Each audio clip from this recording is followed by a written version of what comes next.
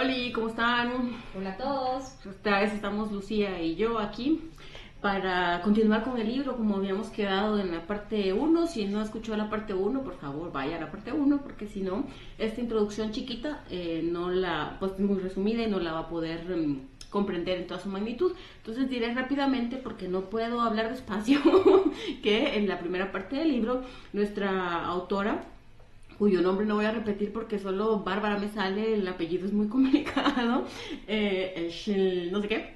Entonces ella emprende un viaje a partir de que tiene el diagnóstico de cáncer.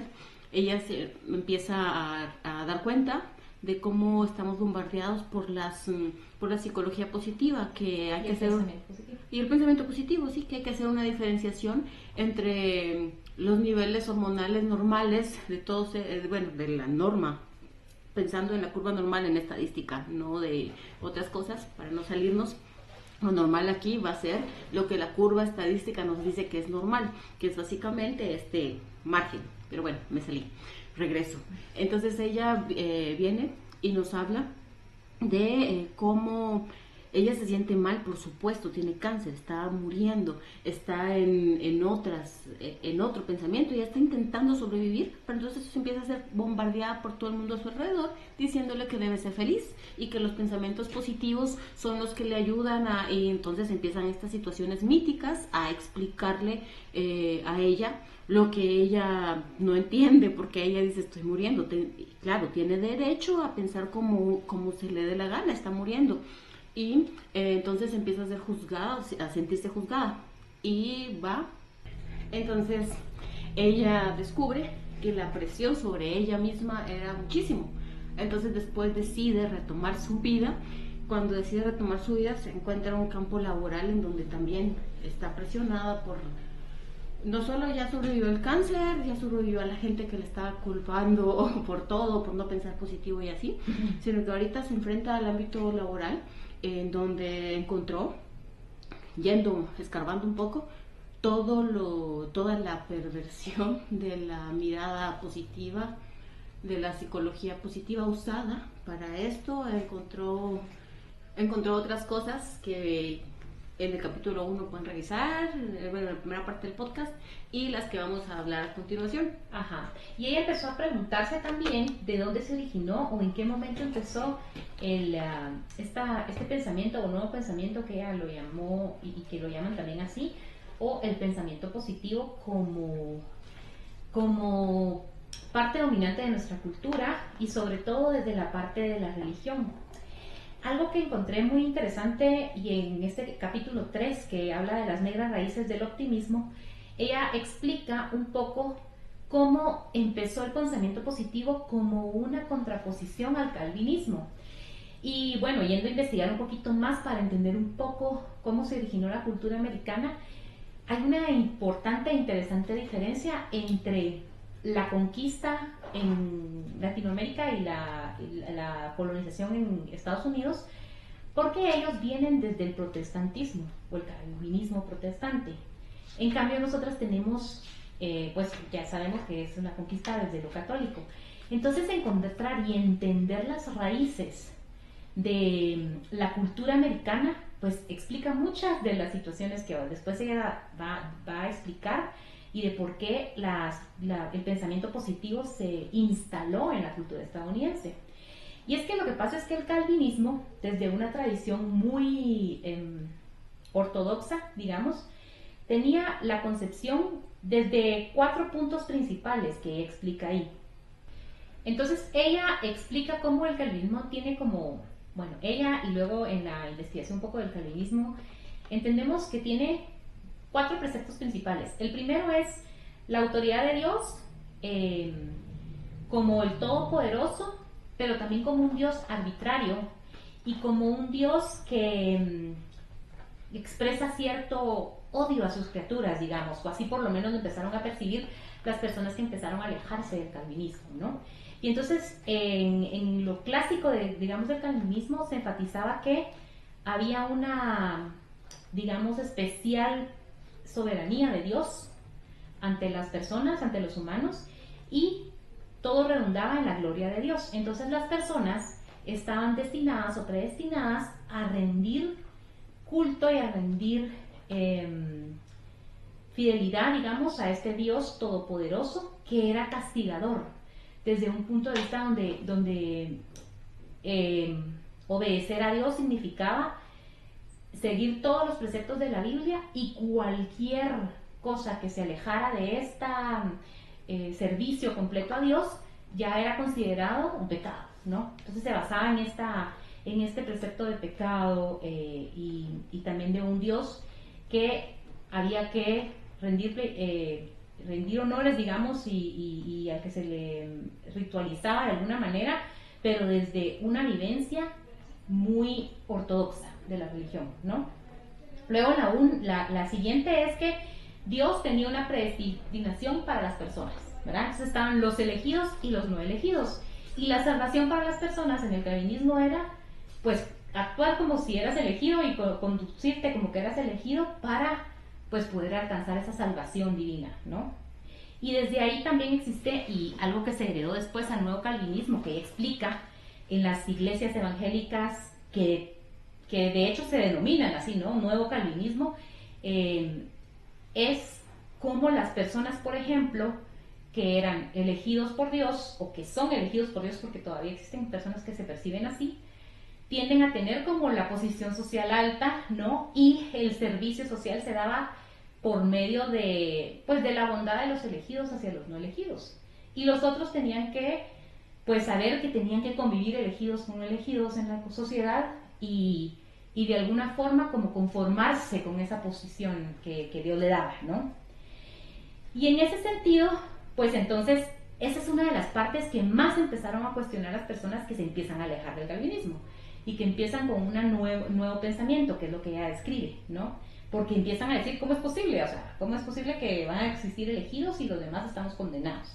Y empezaron a debatir toda esta parte con válidas razones, por supuesto, y desde una sociedad, porque explica que llegan los colonos a Estados Unidos con un montón de oportunidades, con todas las posibilidades de hacer todo el dinero del mundo y así perderlo también, por supuesto, con un montón de tierra que encontrar, pero ella decía, se encuentran también con un montón de selva y con salvajes, ¿no? Que al final les fue muy fácil, digamos, erradicar a los indígenas en Estados Unidos, pero estaba esta sensación de me quiero despegar de esta iglesia que me reprime para poder alcanzar todas las posibilidades que esta nueva tierra me da. Entonces esa es una de las cosas interesantes que explica de por qué la gente empezó a alejarse también de este pensamiento donde había una predestinación que estaba llamada a hacer eso y nada más, ¿verdad?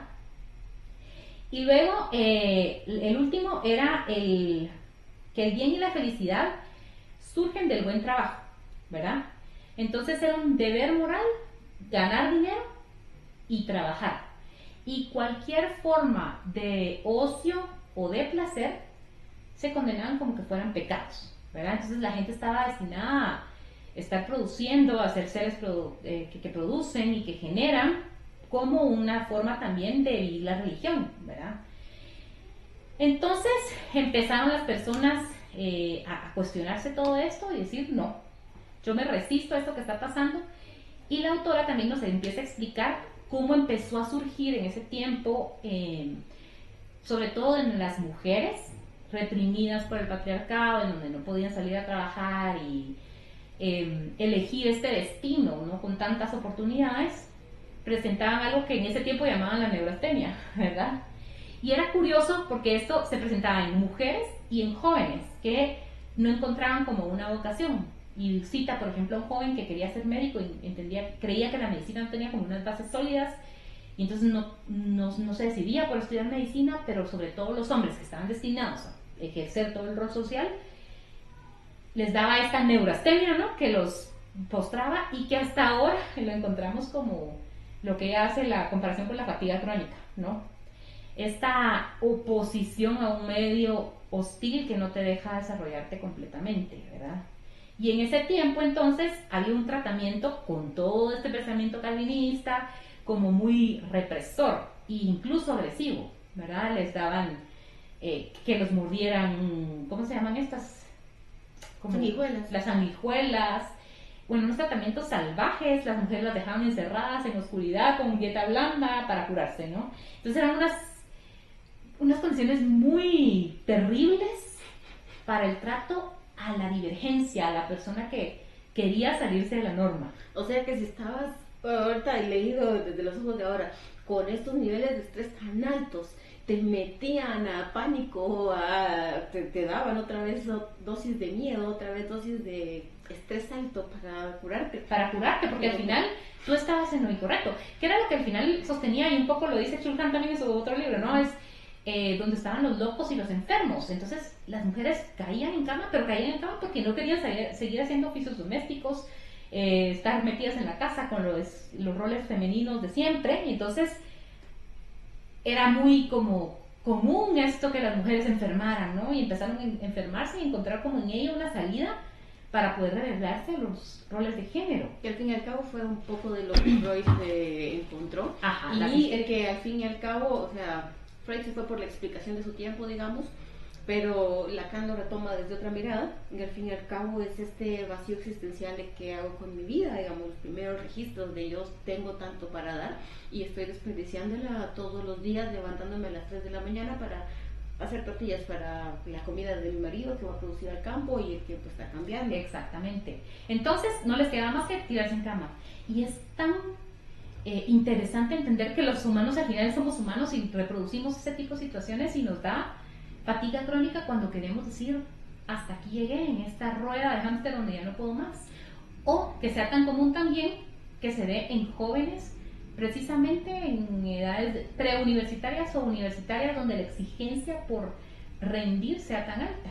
Y digamos, el encontrar su idea, su sentido de espacio en el mundo, por un lado está, por otro lado está todo el desarrollo humano de la juventud y el vacío, digamos, el encontrarse con la existencia en ese momento, que en tiempos previos tenía la razón de existir biológica, que era reproducirse y tener hijos, y ahora vemos qué hacemos, pero en un tiempo distinto con quienes no tienen hijos en estas edades tan tempranas, porque si se promueve que cada vez tengas hijos más tarde, que estés produciendo para el sistema durante más tiempo, claro, es otro tiempo. Exactamente. Entonces, dentro de esto que también estamos mencionando, es interesante esta parte que ellos hablaban de la vocación.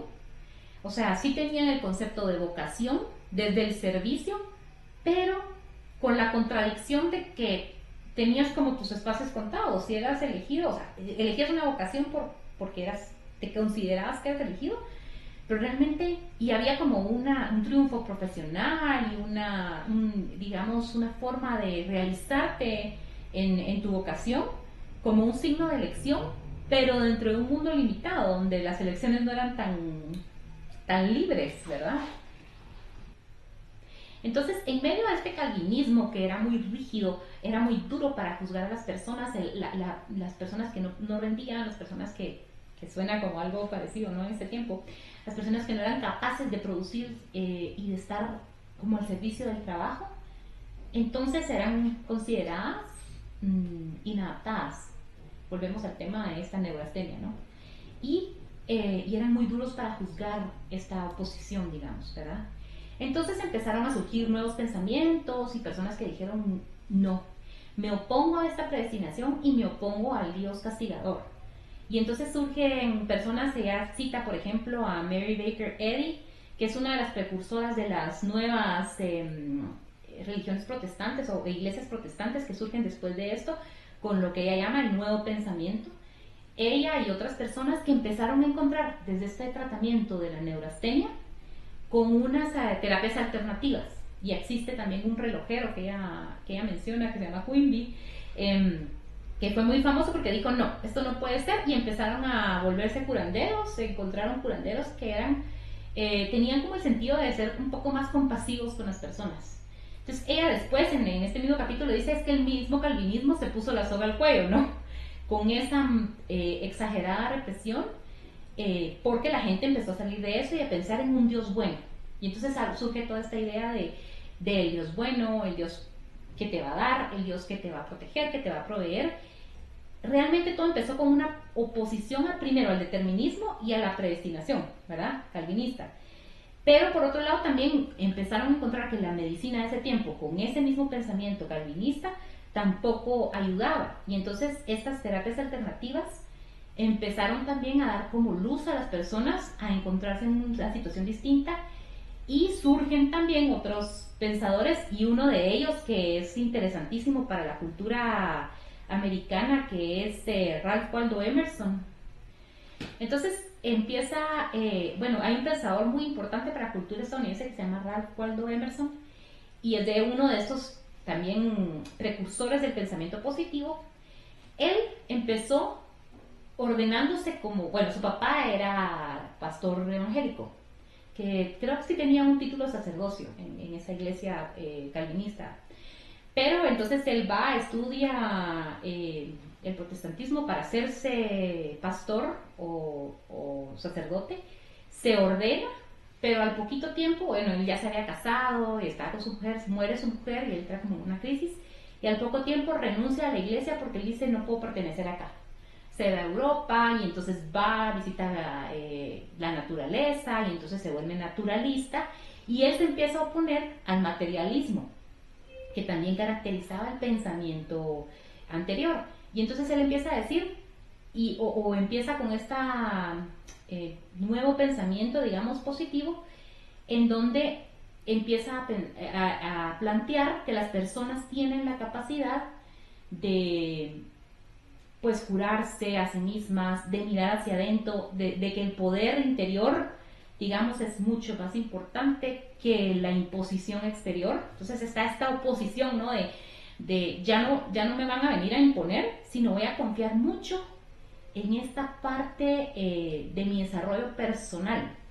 Y entonces ahí se empiezan a hacer como más grandes las tendencias de pensamiento positivo, y empiezan a inundar nuevas iglesias, ¿verdad? Y entonces las iglesias, ya se divide la iglesia protestante entre las que sigue una tradición calvinista o un nuevo calvinismo, que es lo que te decía que todavía existe y que seguimos viendo, sobre todo en nuestra sociedad, ¿verdad? En este país, donde siempre vamos como más atrasados, y vemos a las personas que siguen yendo a la iglesia pensando en el pecado, el Dios como castigador, la Biblia como el único camino, pero ya empiezan a tener también es otro tinte, que es esta otra división de la iglesia evangélica, que empieza a despegarse de la tradición religiosa del calvinismo, que ellos compartían, por ejemplo, con el catolicismo, que sí tenían templos establecidos con figuras, con cruces.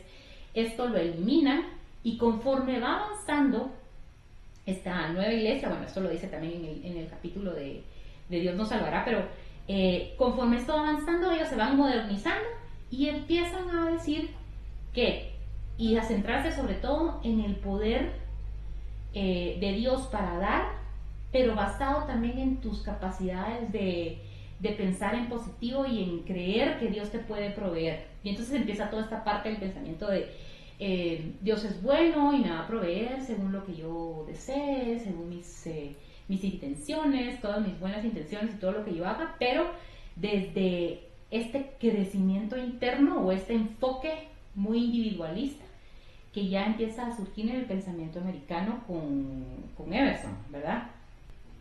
Entonces la crítica que la autora hace al final a este nuevo pensamiento o el pensamiento positivo es que dice que, por un lado, este nuevo pensamiento, porque así lo llaman, los que surgieron al principio en oposición al calvinismo, se oponen a toda esta parte represora, digamos, y de un Dios castigador y todo lo que hablamos, pero por otro lado repiten esta forma tan grande de juzgar y de condenar. Entonces ella dice que no se terminan de despegar realmente, sino repiten algunas de las cosas. Lo que para el calvinista era alejarse del pecado, digamos, la parte condenatoria era el pecado, para el pensador positivo es la negatividad, ¿verdad? Entonces repiten como esos mismos patrones de juzgar a la persona que piensa en negativo para ellos, con la misma dureza que el calvinismo condenaba al pecador. Porque está fungiendo está haciendo la función de control social. Exactamente. Entonces se empieza a hacer una crítica interesante de la psicología positiva, y se empieza a pensar que, como te decía, no se había separado tanto el calvinismo en cuanto a la forma de juzgar.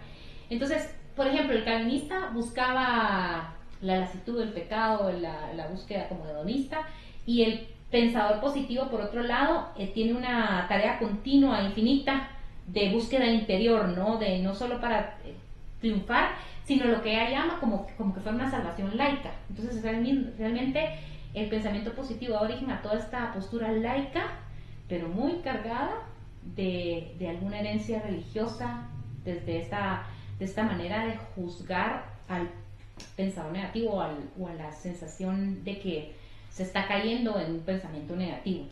Y así, como te decías, va avanzando y en las iglesias empiezan a ver cada vez más este tipo de situaciones y empezamos a encontrar lo que al final pues uno podría pensar, la oposición a toda esta represión calvinista hubiera podido ser como más hedonista o de un tipo más buscador de libertad, pero por el contrario busca la positividad desde el desarrollo personal, pero manteniendo este mismo patrón de polarización.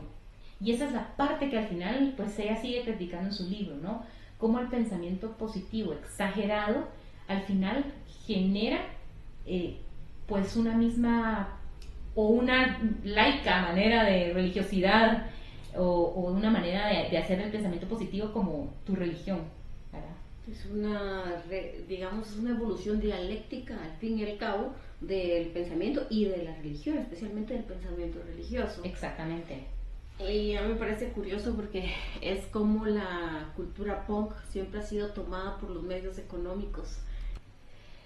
Entonces, bueno, al final el pensamiento positivo, lo que ella dice, invita a una tarea continua e infinita de nuestro interior, de la revisión de nuestro interior, pero desde una postura de una salvación laica, ella explica, ¿no? Y que cuando se traduce y se lleva a las iglesias, que lo vamos a ver más adelante, pues es una salvación que hace Dios con las personas, pero con muchísimo laicismo y que interviene en las iglesias, ¿no? Porque tiene que ver más con esta sensación de producir y hacer, bueno, ya lo vamos a ver en este capítulo.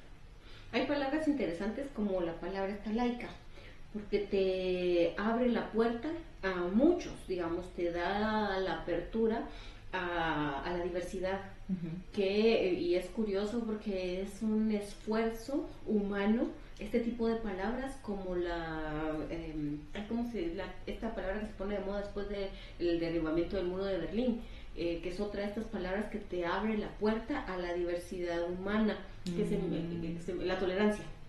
Te abre la puerta a pensamientos distintos y divergentes, pero siempre estos poderes y estas jerarquías quieren imponerse tanto, digamos, después de después de las cruzadas, de la invasión y de las guerras estas religiosas y toda esta, que al fin y al cabo es por establecer un imperio en nuestras jodidas mentes, diría Don Bumburi, viene a oprimir el pensamiento divergente y controlarnos desde dentro. Por eso es que las ideas y las palabras son importantes. Como dirían los lingüistas y Lacan, le dan sentido y significado y significante al mundo, desde cómo nos percibimos y lo que percibimos desde afuera, que puede ser visto como enfermedades ya ordenadas, digamos, como enfermedades mentales, como dolencias, como molestias, ya en una edad más moderna, que ya después de que ya la psiquiatría y la misma psicología existen. Entonces esto configura todo nuestro mundo y estas configuraciones todos nuestros padeceres, y estas palabras que vienen de alguna forma a intentar curarla, a intentar decir, sí, vos también cabes aquí, sí, está bueno que penses diferente, pero después otra vez por la misma dialéctica de la vida es, no, otro imperio, otra forma de pensamiento, otro pensamiento oficialismo. Claro. Bueno, pues entonces entramos. Vamos al capítulo 4. Está bien, ya me emocioné. Tenía un maestro de contabilidad, saludos al profe Ochoa, que cuando estabas haciendo ejercicios de contabilidad y por 1 o 2 centavos no te cuadraba el inventario, él decía, está bien, Belis, es que se emocionó. Porque, entonces, y tenía razón, entonces ibas a revisar el inventario hasta que encontraras el 22 centavos. Gracias al que inventó Excel, porque gracias a él ya las nuevas generaciones ya no padecemos tanto por esas cosas. Pero bueno. Pero sí es importante aprender a hacer las cosas con tu propia mente para después llevarlas a la automatización. Pero bueno, yo esto porque hace unos días escuchaba que nuestras generaciones venideras, los centennials y generación A y demás, no están aprendiendo a usar la computadora, están aprendiendo a usar teléfonos, tablets y no me acuerdo cuál es el otro, pero no están aprendiendo a usar computadoras, y televisiones, pero no están aprendiendo a usar computadoras. Están aprendiendo a estar entretenidos, pero no están aprendiendo a desarrollar otras funciones del pensamiento. Pero bueno, eso es tema para otro día. Vamos otra vez al capítulo 4. Se llama motivar el negocio y el negocio de la motivación. Y aquí estiro mis manos y no mis dedos. Porque aquí se puso buena la cosa, se puso hardcore y muy interesante. Porque de todo lo que viene hablando y lo que nos viene explicando, lo trae al ámbito económico, porque nada tiene sentido del humano si no seguimos el registro de la plata, si nada tiene sentido, vamos a ver quién está financiando y cómo es que la cosa se está desarrollando. Entonces ella empieza hablando de que dice que se fabrica de todo para consumir el negocio de la positividad. Entonces ella salta después de los orígenes del pensamiento positivo que viene derivado desde la religión, ojo, y entonces que también estamos hablando de que la religión es una forma de organización social que tiene que ver con el poder, con el dinero y con las jerarquías. Entonces, y que esto se sigue desde esa mirada. Entonces, para el ámbito laboral, porque el ámbito laboral tiene que ver con los sistemas de producción y con las situaciones económicas, entonces ella dice que se fabrica de todo. Hay tazas, hay libros de autoayuda, hay ropa, lapiceros, agendas, gorras, playeras, cursos documentales, pósters, estados de WhatsApp, memes. Eso te decía, en su tiempo había todo esto y ahora son los estados de WhatsApp, de Facebook, de Instagram. Entonces me levanto yo todas las mañanas, como todos ustedes, empezamos a ver estados en WhatsApp, para los que los ven, y vas a encontrar 25 buenos días, bienvenido abril, que el Dios magnífico de no sé qué. Hoy se presentará y se manifestará para ti un día maravilloso. Tú solo piensa positivo, atrae todas las buenas vibras, todo eso que ustedes y yo, que se llama alineación, que nos recuerda qué es lo que tenemos que pensar y cómo tenemos que actuar. No son solo buenas vibras, sino mandatos directos. Bueno, entonces ella, para aquel entonces, cuando ella escribe esto, pues no estaba WhatsApp con sus estados y demás. Recordemos que esto fue antes de 2020 y pensemos en la tecnología que teníamos antes de 2020, pero aún así ya existían estas cosas. Solo se ha subido al tren de la tecnología más moderna. Claro. Entonces también dice que las principales consumidoras de estos son las empresas, especialmente las multinacionales, que contratan oradores y motivadores, arman grandes shows y compran grandes cantidades de libros para regalárselos a sus empleados, y después nos va a explicar por qué. Cuando empiezan los despidos en una compañía, empieza la fórmula a más despidos, más motivación, más presión psicológica para las personas que se quedaron dentro de la empresa, negándoles el vivir primero los duelos de la pérdida de sus compañeras y compañeros, y que en muchas ocasiones también estas relaciones llegan a ser amistades o incluso relaciones de pareja, negándoles la posibilidad de quejarse, porque eso no está bien, porque eso ya vimos en los capítulos anteriores que no es productivo, y que cuando estamos, aquella fórmula de los, no me acuerdo cuál era la cantidad de la pérdida que ellos perciben económica por la rotación de personal y demás, pero aquí ya el ámbito económico cambió, porque van a entrar las fórmulas, pero bueno, mejor sigo. Entonces, negándoles la posibilidad de quejarse por el exceso de carga laboral y el extrañar a sus compañeros. Entonces allí vienen y entran nuestros amigos, los motivadores. Saluden ustedes en su mente al motivador del cual se acordaron o cual pensaron. Tienen grandes recompensas económicas y mucho reconocimiento público para demostrar que las peticiones al universo las buenas vibras, los chats con el universo donde ustedes les pueden pedir cosas. Y la autoayuda verdaderamente funciona, porque estas personas motivadoras dan el testimonio de cómo ha funcionado, claro, porque para ellos han funcionado. Pensemos en estas miradas de jerarquía, donde quien está hasta arriba acumula todo. Entonces arman una gran cantidad un andamiaje de gentecita, digamos. Ustedes imagínense una fila de gente, otra fila de gente arriba, otra fila de gente arriba, otra fila de gente arriba, hasta que al final queda una sola persona. Esa persona es la que tiene la cima, el poder, y es quien viene a hablarles a todos, digamos, es la guinda del pastel.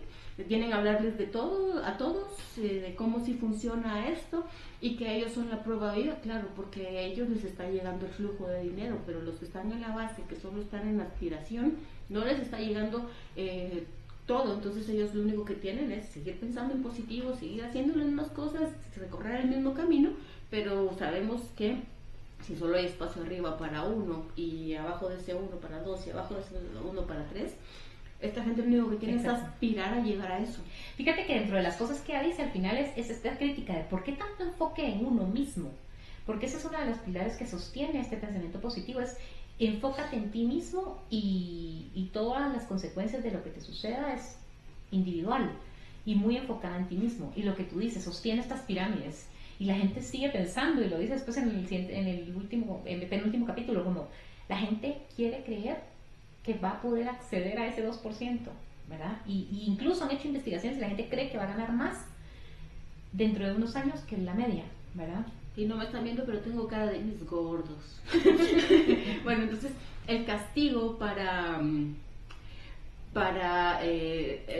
de, entonces estamos hablando de que hay en la industria despidos masivos, y que para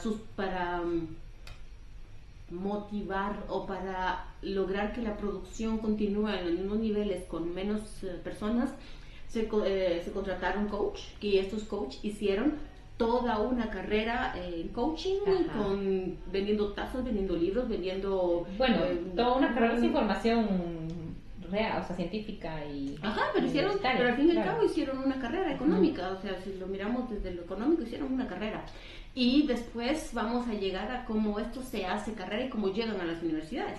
Entonces, pero para los coach que no llegan a los números que deberían de llegar, había humillación, había aislamiento dentro de toda esta cultura, e incluso había tortura. Habla cómo había latigazos públicos y azotes, y cómo incluso hay documentados cómo hicieron el submarino a algún par de personas. O sea, que el submarino es agarrarlo de los pies y meterlo en una cubeta de agua, en una pila, como tortura formal. Y que esto era para motivarlos a los otros, pero la motivación que tiene viene desde el miedo, viene desde la sobrevivencia, viene de estar totalmente estresado. Entonces les tocaba ponerse la cara de payaso y subir al escenario a motivar a los demás, a contar una cantidad de mentiras. Es como lo mismo, ¿no? Estaban muriendo de hambre ellos mismos y subían a hablar de los grandes banquetes. Claro. Entonces, en esto está fundamentada la mirada de la vida del que estaban viendo los coaches, que no tenían tanto éxito ni tanta plata. Entonces, todo esto sucedía en una cosa muy interesante, porque entonces estaba una crisis económica que estaba siendo creada. Como todas las crisis económicas que son creadas, no hay ninguna que venga del cielo. Entonces, hay que entender que reducir los costos de producción o los empleados se refleja en una subida de acciones en la bolsa de valores, porque entonces tienen más dinero en el banco que se refuerza. Cuando dejan de pagar salarios a las personas, ese dinero que se están ahorrando en salarios, primero están haciendo que otra persona lo produzca porque está sobretrabajada, y por otro lado se está reflejando en las cuentas fuertes económicas que tienen las empresas, y esto se refleja en también subida de bolsa de valores. Entonces, los despidos masivos que estaban ocurriendo para ese entonces tienen sentido económico y se hacen más fuerte, porque entonces miras la bolsa de valores y entiendes que la jerarquía abajo, ese dinero se está produciendo y se está yendo para alguna parte, no es que se esté perdiendo. Entonces miras que, no sé, Tesla está despidiendo a tantos millones de personas por sus procesos de automatización a la elaboración de carros, y que está subiendo en la bolsa de valores, pero lo que está realmente sucediendo es que los trabajos se están perdiendo, y que ese dinero que ahora las máquinas están haciendo, cuando había, no sé, 100,000 empleados y ahora solo tienen 500, porque estos 500 están únicamente encargándose de engrasar máquinas y de programar softwares y otro tipo de cosas, pero esto los está haciendo fuertes en la bolsa de valores y les está protegiendo. Entonces, una crisis económica creada, también mucho de la mano con la economía, y entonces cuando la gente está en esas crisis, ¿qué hacen? Vamos a motivarles con un coach. Exacto. Vamos a hacer vamos a regalarles a todos libros, vamos a hacer playeras. O con las iglesias que vienen después, ¿no? Ajá. Entonces, esto es capitalismo puro y duro en otras fases. Esto definitivamente destruye las lealtades que las empresas tenían con sus trabajadores cuando estamos hablando de la antigüedad y las comunidades de los empleados. Porque antes llegaban y saludaban a Rosita de la recepción, a don Mateo, vamos a ponerle, de la entrada. O sea, había todo un andamiaje de personas que llegabas y saludabas y hacías café y platicabas con esta gente, pero ahora de repente ya no está Rosita de la recepción, ahora hay una máquina que te da un número para ser atendido. Ya no saludas ni mocas llegar a la máquina. No. O aunque esté Rosita de la recepción, Rosita también está en esta idea de... ¿Me van a despedir o me voy a quedar? Bueno, eso, y por otro lado también en su propio camino, ¿no? En este de no pertenezco acá ni me voy a quedar aquí porque yo voy a volver o voy a poder moverme de este lugar, y entonces en mi propio camino y tú en tu propio camino ya ni se saludan, ¿verdad? Ok, hay esa ruptura de que el capital viene y hace con la vida cotidiana de las personas. Entonces, este pensamiento positivo es la forma de afrontar el movimiento económico que se instaló con el Fordismo, y en donde un empleado podía tener un único empleo de toda la vida con ellos, en Ford, digamos. Esto le alcanzaba para sostener una vida de clase media, con casa, carro, vacaciones anuales, y este modelo capitalista producía cosas como carros, refrigeradoras, lavadoras y cafeteras. Casas, carros son los puntos. No, los sueldos y los puntos vamos a meterlo de la era digital. Porque, digamos, cuando hablamos del Fordismo, me encanta cómo lo describe en Un Mundo Feliz, porque en el libro de Un Mundo Feliz está el tiempo se divide entre antes y después de Ford, una cosa fascinante. Entonces, el Fordismo de lo que te habla es toda la cadena de producción de vehículos, en donde alguien está toda su vida poniendo tornillos o poniendo alguna pieza, y no sé casi nada de carros, ni manejar. Entonces, está toda la vida poniendo una cosa específica, ensamblando una cosa específica. En ese tiempo del Fordismo, después lo cambian para la automatización, donde los carros casi que se construyen por medio de máquinas otra vez. Y es un futuro fabuloso, porque estaba viendo una crítica a ChatGPT desde la academia. Entonces los profesores llegan y le piden a ChatGPT tareas para la semana y así. Entonces vienen los alumnos y van a ChatGPT y le piden resolución para esas tareas. Entonces al final ChatGPT está proponiendo las tareas y está haciendo sus propias tareas, y mientras tanto los humanos afuera. Entonces es un poco el desplazamiento del mundo de lo humano que ocurrió con el Fordismo, porque iniciaron los humanos haciendo los carros, un humano haciendo una máquina, después una máquina haciendo otra máquina, otro carro, y los humanos afuera. Y ahora con Tesla, máquinas haciendo carros, máquinas haciendo máquinas y máquinas manejando máquinas, porque entonces ya están en la automatización completa. O sea, el Fordismo empieza con los humanos haciendo esto, y que para esto les pagaban, ahí sí había flujo de capital. Digamos, en ChatGPT haciendo tareas no hay flujo de capital humano ni económico, porque están ahí, digamos, y hay una acumulación específica para una sola dirección. Bueno, pero ahí,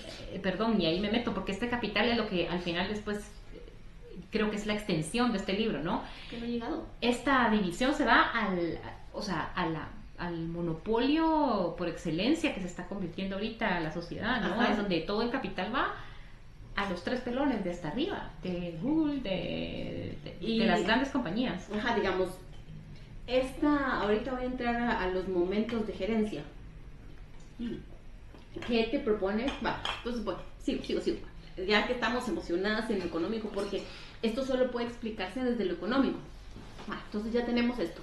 En el Fordismo producías producías una cosa tangente. ¿A qué te dedicas? Trabajo en Ford y hacemos carros. ¿A qué te dedicas? Trabajo en LG y hacemos refrigeradoras. ¿A qué te dedicas? Trabajo no sé, Sharp y hacemos televisiones. Tenías una cosa tangible que hacías. Entonces, después del Fordismo, entonces pasamos a otra parte donde dice que los despidos masivos se crean en el capitalismo financiero. Entonces ahí estamos hablando de empezar con sistemas automatizados que busca crear lo que sea. No importa la durabilidad, mejor si era desechable para que se consuma más, para beneficiar a los accionistas. Ahorita ya estamos hablando de que hubo un crecimiento económico donde se necesitó inyectar flujo de capital individual a las corporaciones, y entonces ya tenemos juntas de inversionistas. Entonces esto puso en riesgo hasta los trabajos de las gerencias y a todos los puestos técnicos, porque las juntas de inversiones tenían más poder que cualquiera. En la evolución de las empresas, los modelos de gerencia pasaron de gerente, que significa gerente, producción, productos, ventas, administración de pagos, salarios y compras de otras materias primas. Una empresa como la que aparece en los libros de iniciales. Economía inicial. Luego están los modelos de inversores. Como por ejemplo, a mí se me ocurría como en Mujer Bonita. Ustedes se acuerdan del trabajo de Richard Gere en Mujer Bonita. Él compraba las empresas para desmantelarlas y venderlas. Entonces estaba este otro modelo. ¿Y para qué? Digamos, en la empresa donde Richard Gere trabajaba había una junta de inversores que su modelo era como de tiburón, irse a tragar las chiquitas para reforzarlas y venderlas desmanteladas y tener más plata. Y él decía que hacía eso, aunque no quería, para mantener felices a los inversores, porque eso definitivamente les daba muchísima más plata que mantener produciendo el astillero, que era lo que me parece que, o estoy cambiando de película, que era lo que intentaba mantener el señor. No te acuerdas. Entonces era lo que intentaba mantener este señor con el que se va a reunir, para el que necesita contratar a... ¿Cómo se llama esa mujer? Que era al fin y al cabo prostituta. Y, o sea, si nos vamos más allá de la idea de la Cenicienta que te vende Mujer Bonita, está lo que hacía Richard Gere en ese trabajo, que reflejaba un poco el tiempo de que eran 80s, más o menos, cuando hicieron esa película. Después está el líder carismático. Como en la película de Amigos con Derecho. ¿Te acordás de que hacía Justin Timberland en esta película? No la he visto. Entonces a Justin Timberland lo encuentra porque él era buen gerente. Entonces lo llevan a esta nueva compañía donde la chava lo recluta, y era como una cazatalentos. Entonces ahí lo primero que hace es quitar la puerta para decir que era una compañía de puertas abiertas, sugerencia. Entonces por eso es que quitaba la puerta simbólicamente. Entonces en esta dinámica lo que hacía Justin Timberland era también, creo que trataba de tecnología, pero también refleja un poco su tiempo, la película.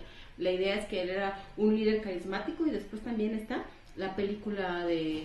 entonces después vamos a la gerencia de antirracionalidad, y esta gerencia podemos pensar en Steve Jobs. Por ejemplo, en Steve Jobs dicen que murió de cáncer, y que hasta el último momento él quiso entrarle a la quimioterapia, una versión oficial. Después estaba escuchando que de repente lo que tenía era VIH. Pero entonces se habla de que Steve Jobs no quiso y rechazó toda la quimioterapia, y que porque él decía que se podía hacer con plantas, con luz solar y otro tipo de cosas, y al final se dio cuenta que no, y cuando decidió entrarle al tratamiento ya era demasiado tarde y el cáncer ya tenía mucha metástasis. Entonces vamos al pensamiento de las gerencias. Y es que, perdón, y ahorita que mencionas esto, es lo peligroso de este pensamiento positivo tóxico, y lo que instala, lo que se instala también con el pensamiento positivo es el trascendentalismo, que es esa idea de el trascender desde yo mismo, y cómo permeó, y después lo va a decir ella cuando hablemos del capítulo del pensamiento positivo que quebró la economía, cómo esto impactó a nivel, como tú decís, gerencial, con gerentes que se lo creían de verdad y luego no podían entender qué estaba pasando con la crisis del 2008, porque no entendían cómo había llegado a eso, ¿verdad? Llegan a creer esto llegó con Steve Jobs al punto de todas este tipo de alternativas, con mi pensamiento positivo y con esta creencia de que esto me va a curar, voy a mejorar, y llegan a este extremo. Cuando al final, digamos, estoy hablando como de una dialéctica de gerencia, que claro, tiene, y estoy hablando de las gentes que han tenido éxito. Y bueno, claro, Mujer Bonita es un ejemplo, igual, pero bueno, vamos a que estamos hablando del tiempo, el arte refleja el tiempo. Entonces, y llegamos al argumento, a los argumentos racionales, en donde los números lo son todos, la carrera de ciencia de datos, por ejemplo. Entonces aquí tenemos como los precursores a Mark Zuckerberg, a Bill Gates, que para mí Bill Gates ha pasado por muchas de estas miradas, hasta que se dio cuenta que la ayuda humanitaria es una fabulosa forma de entrada de plata, y por eso es que invierten tanto en ayuda humanitaria. No se crean, ayuda humanitaria no es ayuda y no es humanitaria, pero otro día hablamos de eso.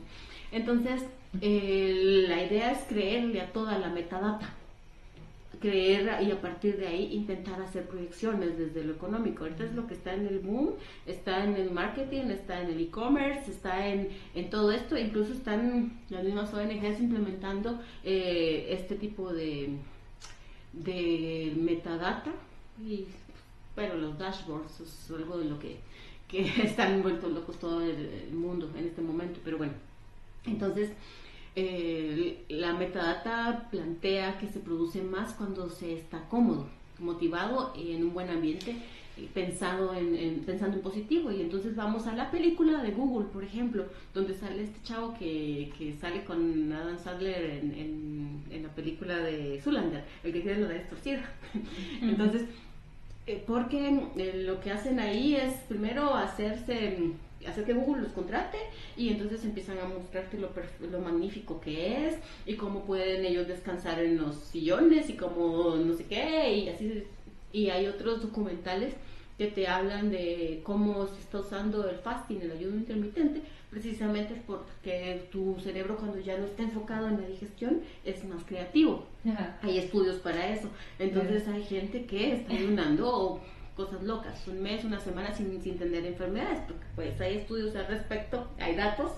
Y entonces te dice que cómo está tus niveles de cortisol, tus niveles de insulina y demás, y cómo puede estar despierto tu cerebro con los niveles de energía para poder reproducir a partir de ahí. Y digamos, el biohacking, que en este momento está en boga, precisamente por esta mirada, que ahorita llegamos a los datos. Pero bueno, esto no lo dice ella en el libro, esto es... Sí, claro, es que eso ya, la parte actualizada, ¿no? Posterior al libro, cuánto ha pasado y cómo la tecnología también ha... Que no ha pasado tanto, habrán pasado 4 o 5 años, pero mira todo lo que ha volado. Claro. Bueno, post-COVID, ¿no? Vida post-COVID, que es otro nivel. Algún día vamos a ver como nuestra teoría conspirativa del reset de COVID, pero ahorita ya podemos hablar con datos. Pero bueno, esto hace que las personas nos convirtamos en una imagen, en una marca, en un proyecto llamado tú, que era lo que hablábamos en el podcast pasado, todo el tiempo empleando, porque tú eres la imagen de la compañía todo el tiempo, y tu desempeño, porque si tú no tienes una buena marca, no te van a contratar. Entonces tienes que tener perfil en LinkedIn, tienes que tener tu Instagram limpio, no puedes verte bebiendo, no puedes tener una ¿cómo se llama? Un perfil en Bumble o en, ¿cómo se llama? Es Tinder. En Tinder. O sea, no puedes, porque si te encuentran ahí, tu marca está sucia. Entonces, si el reclutador te ve ahí, en él no te contrata, ¿no? Si estás en buró de crédito, entonces tenés que ser casi perfecto, porque tú eres la marca que te tienes que cuidar. Claro. Y bueno, esto en algún momento, como por la teoría del globo, ¿no? Apachás de un lado, por otro lado van a salir las cosas. Entonces otro día hablamos de las perversiones a lo que esto puede llevar, porque ya vimos que en la más o menos Edad Media, lo que nos estaba hablando Lucía, con la religión, que ahora leído desde la psicología y la psiquiatría, podríamos hablar de psicosis. Era los 1800, pero... Entonces, digamos, cuando el mundo de lo humano no puede desarrollarse como humano, sino que se está convirtiendo en una marca, seguramente va a salir por otro lado la perversión. Todavía no sabemos muy bien dónde va a salir toda la perversión, pero más o menos Chaturbate nos puede dar una pista. Pero bueno, entonces... Bueno, sí. esta buena imagen debe sostenerse debido al desempleo masivo, al que debes tienes que llamar la atención, tienes que tener un CV perfecto, un LinkedIn muy limpio, si asesorarte por alguien para no sufrir todos los embates del desempleo. Porque si no, te verás desde el ejército de lumpen, que es lo que hablaba Marx, que así se llama a toda la gente que está desempleada, que sirve al sistema porque esto mantiene los salarios bajos. ¿Por qué? Porque si usted no quiere, lo echamos y mañana tenemos 100 currículums para cubrir su plaza. Y fíjate que regresando un poco al tema donde tú hablabas de la identificación con la marca y de todos somos tal marca, ¿no? Todos somos tal cosa. Y este centrarse también en esta individualidad que también cuestiona, tiene sentido porque, o sea, para la gente que ya está tan inmersa en el pensamiento positivo, y de hecho en la modernidad, en la época actual, o sea, ya es impensable, los sindicatos son impensables, o sea, se quitaron la molestia de los sindicatos que buscaban promover los derechos de los trabajadores, y porque ahora nos salvamos nosotros a nosotros mismos en primer lugar, y segundo, las empresas con su pensamiento positivo, con sus motivadores, con el gimnasio en la empresa, con los, como tú decías, los sillones cómodos, etcétera, ya te están dando todas las condiciones que deberían de hacerte sentir satisfecho. Y si no lo estás, es cuestión tuya, es tu problema. Tú no te identificas con la marca, no pensás suficientemente bien para poder estar en este medio, entonces fuera. Y la parte que tú decías, ¿no? Volvemos a esta, ya en la modernidad ahora, cómo nos calificamos con nuestra marca personal, siendo las personas que están saliendo del sistema por pensar negativo, por cuestionar el sistema, por lo que antes era bastante común, que eran los movimientos sindicales y la promoción de los derechos más, de los trabajadores más equitativos. Y esta otra cosa de la injusticia, ¿no? Me están poniendo a cubrir la recepción, también tengo que barrer y limpiar el baño y ser psicóloga o hacer no sé qué cosa. Si estoy cubriendo la función de 5 personas, claro. Lo que significa que, y me están pagando un solo salario, no muy bueno, lo que significa que ellos están quedando con el salario de 4 personas, entonces su ganancia va por el salario de 4 personas. Claro. Y eso por un lado, digamos, porque el capital es tan bueno, mientras se podría distribuir la riqueza y contratando más gente, pero si contratas más gente y distribuir la riqueza, disminuís el ejército de lumpen, de gente que está, ni digamos, de esta gente que está para cubrir plazas vacantes, pero yo estoy acumulando menos. Entonces ahí vas encontrando cosas sobre la perversión actual. Pero bueno, entonces otra cosa sobre la marca personal. Se hablaba de que los adolescentes ahora casi no ponen su foto en sus perfiles ni de Instagram, ni de Facebook, ni digamos en TikTok.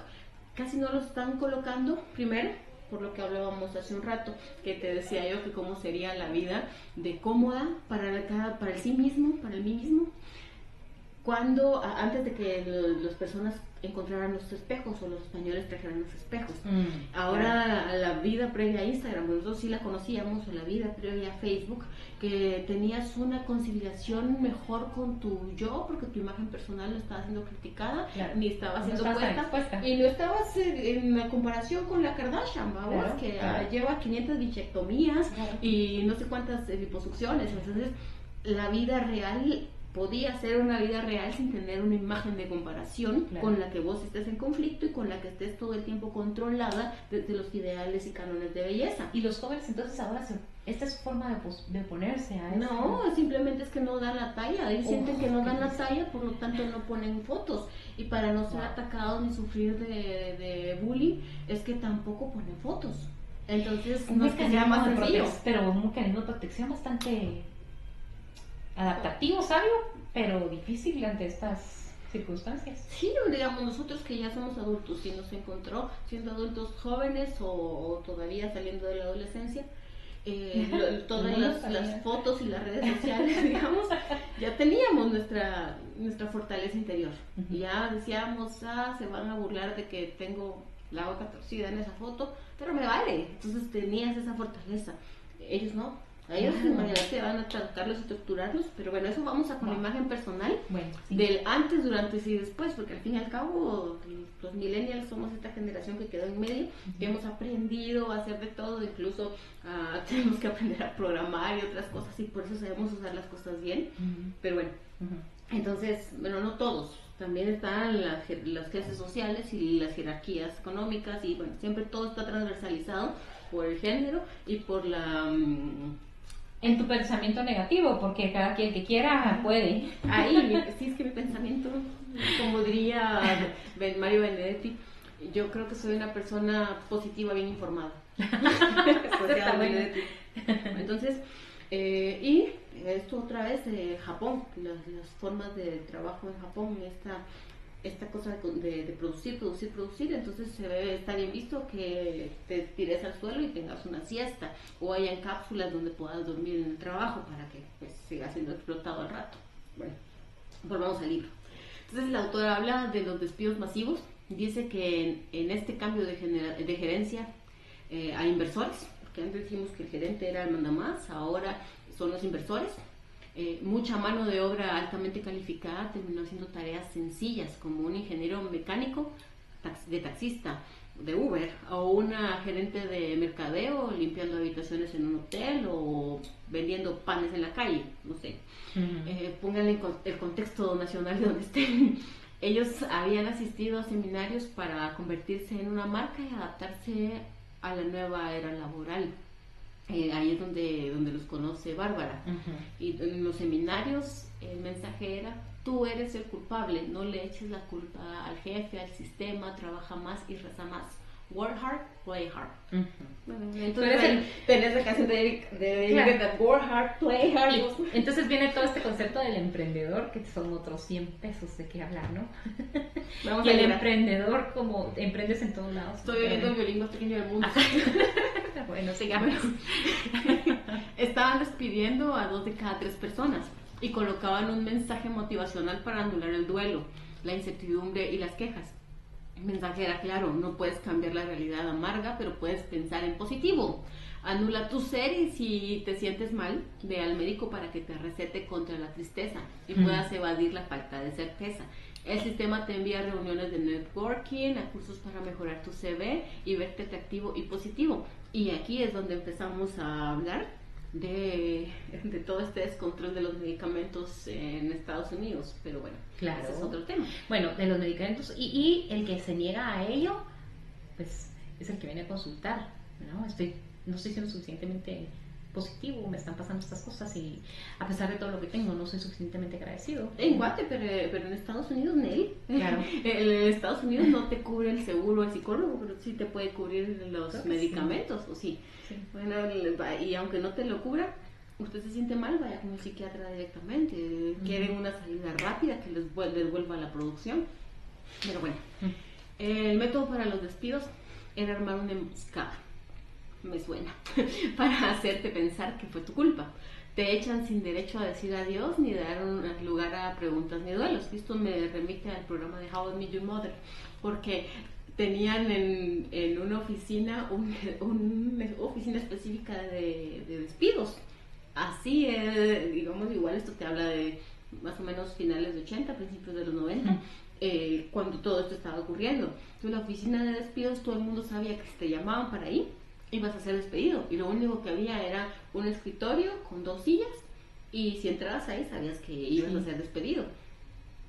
También hay una película de Tom Cruise y esta chava que hizo René, no sé qué, que hizo el diario Bridget Jones, donde el chavo ejemplifica todo este tiempo. Él es echado de una gran industria y me acuerdo que la frase es "show me the money", muéstrame el dinero. Él era motivador y demás. Bueno, claro.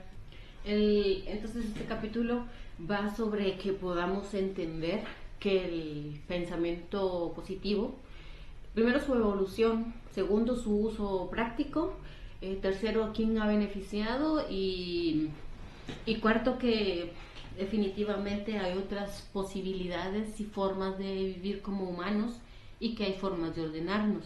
Lo otro es que podemos ver la dialéctica, primero, de los sistemas económicos humanos que van ligados al sistema de pensamiento, que también tiene que ver con las enfermedades mentales de cada tiempo, como ya lo diría en su libro El malestar de la cultura, donde nos ayuda a entender estas cosas. Y también la antropología aporta muchísimo, la antropología cultural. Bueno, vamos cerrando para el día de hoy y les esperamos en el próximo capítulo en el que vamos a terminar el resumen y el comentario de este libro tan bueno. Bye. Saludos.